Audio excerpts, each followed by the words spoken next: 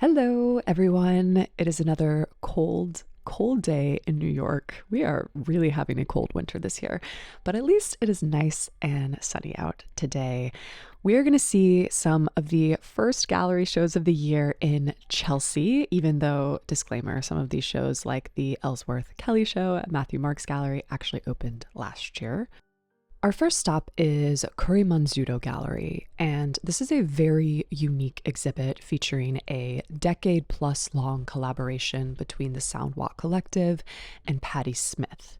The show is titled Correspondences, and it features these old recordings collected by the Soundwalk Collective's founder from some of the world's most, quote, remote landscapes, sites of poetic inspiration, historical significance, and environmental urgency.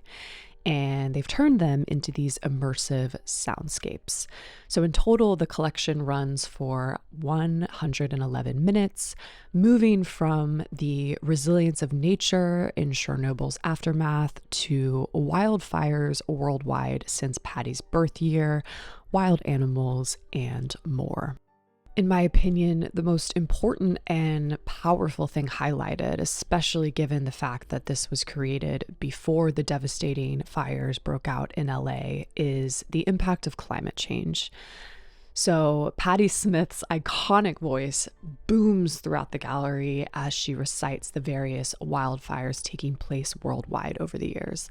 It honestly made me want to cry, and it couldn't be more timely. I will only play a little bit of it because I don't want to get flagged for copyright, but I do want to give you an idea of how powerful it was in the space.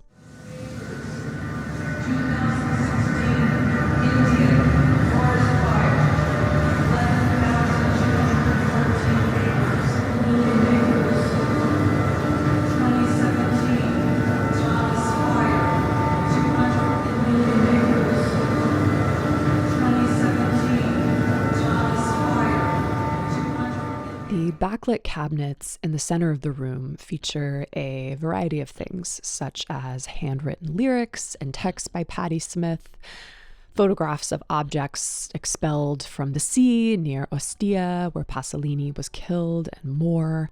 And while the Soundwalk Collective and Patti Smith have had many collaborations over the years, they've always had live performances or screenings or poetry readings, and this is their first gallery exhibit in New York.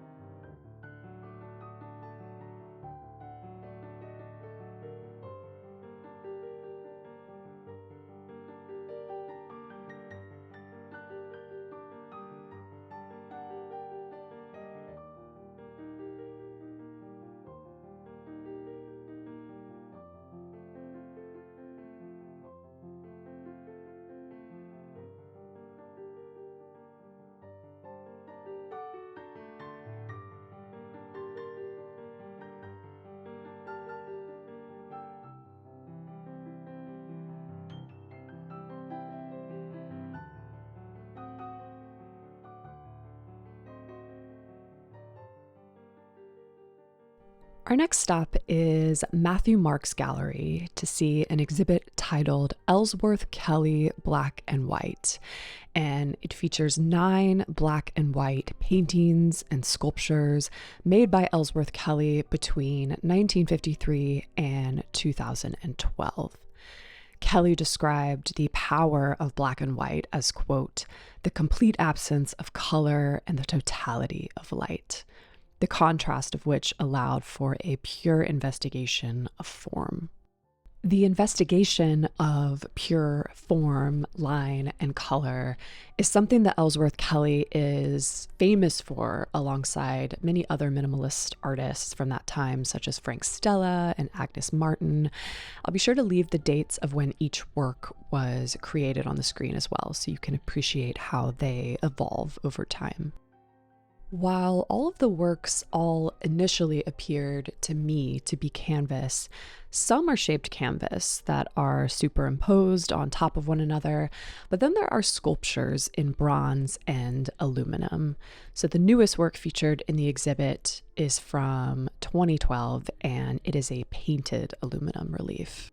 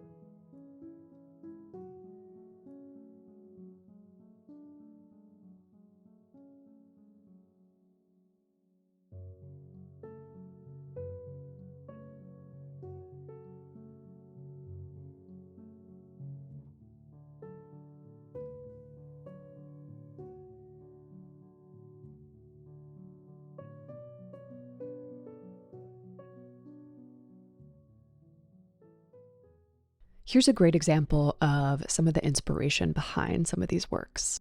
The work titled Study for Atlantic from 1956 was inspired by the shadows cast across the pages of a book that Kelly was reading while on a bus.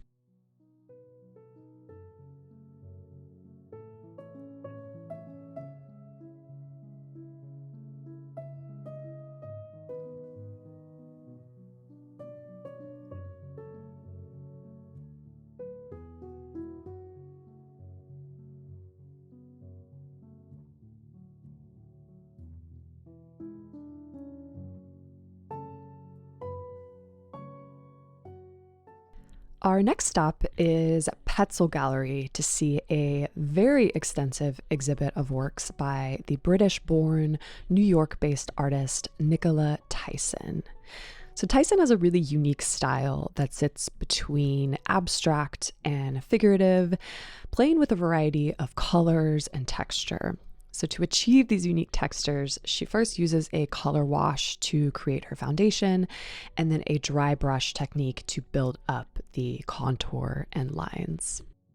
I personally love how her works are questionable in the sense of, are they human? Are they male? Are they female? Are they animals? If so, what kind? It's very unclear, and it's almost fantastic in that sense, where the viewer is left to fill in the blanks with their own imagination. And while there are small hints of queerness infused to some of her works, her depiction of gender and sexuality isn't obtrusive or obvious, but instead it's more humorous and theatrical. That is one thing that I definitely take away from these works is joy. I feel joy when I look at them, which we could all use some of right now.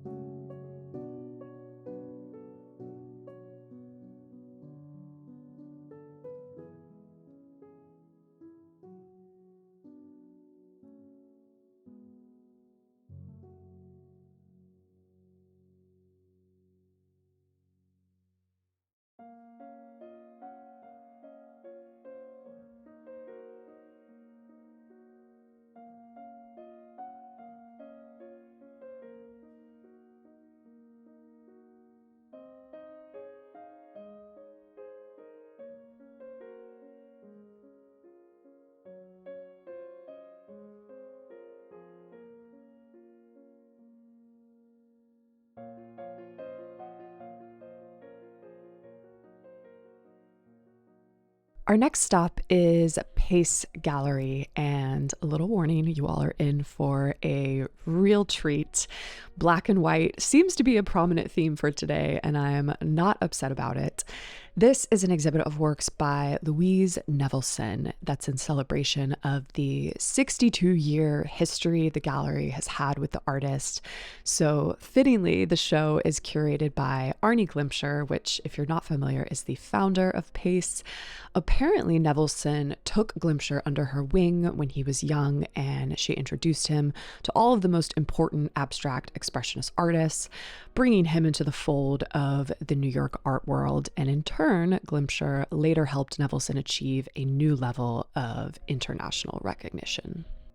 The exhibit features late works of Nevelson, including several rarely seen and never previously exhibited masterworks made in the 1970s and 1980s. This period was significant for Nevelson because it marks her incorporation of diagonality into her works, and the show also celebrates an upcoming retrospective of works by her at the Centre Pompidou Metz in France in the fall of 2025. Sounds like all of the shows and events surrounding Paris Art Basel are going to be quite spectacular this year. The show is titled Shadow Dance, and it features two of Nevelson's rare white painted wood sculptures, their study for the Chapel of the Good Shepherd and the never before exhibited Dawn's Light, both created circa 1975. And of course, it also features her signature black painted wood sculptures that we all know and love. Another part of the exhibit, never seen before in the United States, are these reclaimed wood artillery boxes that were reimagined by Nevelson in the last few years of her life. Nevelson once said, quote, "I wanted to show that wood picked up on the street can turn to gold." And turn to gold it did indeed.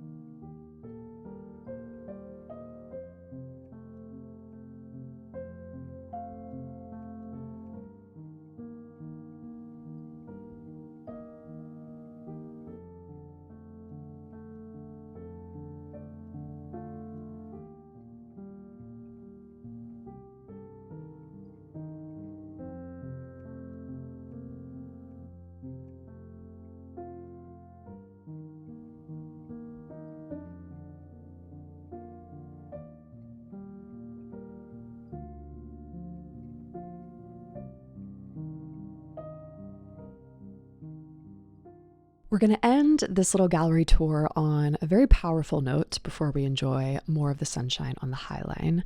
Our final stop of the day is Kasmin Gallery to see a raw, passionate exhibit by Judith Bernstein. So the show opened on January 6th, which is no coincidence, and it is titled Public Fears. And it features nearly 60 years of Bernstein's work from 1966 to the present, including new paintings, works on paper, and a restaging of her iconic signature piece from 1986. So common themes of her works include over-frustration with the government leaders, especially Trump in recent years, but dating back to her sentiments about Vietnam as well. So another thing that she highlights in her works are the common conflation of war and sexual aggression. This wall features Bernstein's most recent paintings. This is a series titled Death Heads, and the works are more subtle compared to her signature, kind of more abrasive approach, and they're meant to provide an introspective look at the, quote, sublimity of death. And they're kind of Bernstein's way of confronting the impermanence of her own life. Bernstein is certainly not afraid to go there, whether it be with the motifs she highlights in her works over and over again, from Nazi symbols to men's genitalia, or just through her style of painting, which consists of strong, sometimes neon colors that can explode under a black light, to adding handwritten texts to these gestural lines that drive home the urgency and the passion behind her messages.